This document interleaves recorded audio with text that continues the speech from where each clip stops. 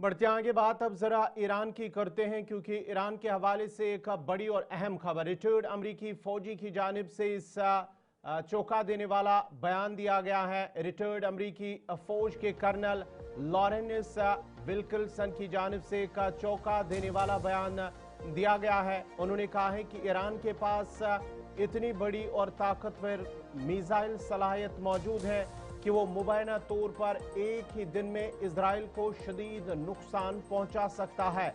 Lawrence Wilkinson के मुताबिक Iran का मिसाइल जखीरा नहायत वसी है और वो मुकम्मल जंग की सलाहियत रखता है। अमरीकी साबिक फौजी कर्नल लॉरेंस विल्किंसन का दावा है कि ईरान एक दिन में इजराइल को निशाना बनाने की सलाहियत रखता है। ईरान का मिसाइल जखीरा बेहद वसी है और इजराइल को एक दिन में तबाह कर सकता है। मशरिकी वुस्ता में जंग कोई नहीं चाहता, उनकी जानिब से दावा किया गया, बयान दिया गया है।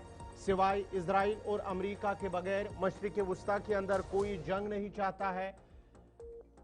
उन्होंने कहा है कि इसके बावजूद ईरान ने बारहा जंग से गुरेज की पॉलिसी अपनाई है। उनका कहना था कि उन्होंने ये बात कई बार दोहराई है कि मशरिक वुस्ता में कोई भी मुल्क जंग नहीं चाहता सिवाय इजराइल और अमेरिका के।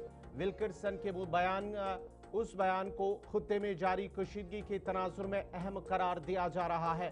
ताहम इजराइल या अमेरिका की जानिब से इस बयान पर फौरी तौर पर कोई रद्दअमल सामने नहीं आया है, लेकिन अमरीकी साबिक फौजी कर्नल लॉरेंस की जानिब से बड़ा दावा किया गया है, जहां उन्होंने कहा है कि ईरान एक दिन में इजराइल को भी निशाना बना सकता है और बड़ी तबाही मचा सकता है ईरान के अंदर। क्योंकि हाल ही में जब ईरान और इजराइल के दरमियान कशीदगी हुई है, उस वक्त भी देखा गया है कि ईरान ने किस तरह से इजराइल को बड़े पैमाने पर नुकसान पहुंचाया है। उन्होंने ये भी कहा है कि इजराइल और अमेरिका के बगैर कोई नहीं चाहता है कि मशरिक वुस्ता के अंदर जंग हो, और उन्होंने साथ ही ये भी कहा है कि ईरान नहीं चाहता है कि जंग हो, बल्कि सिर्फ अमेरिका और ईरान चाहता है कि मशरिक वुस्ता में जंग हो।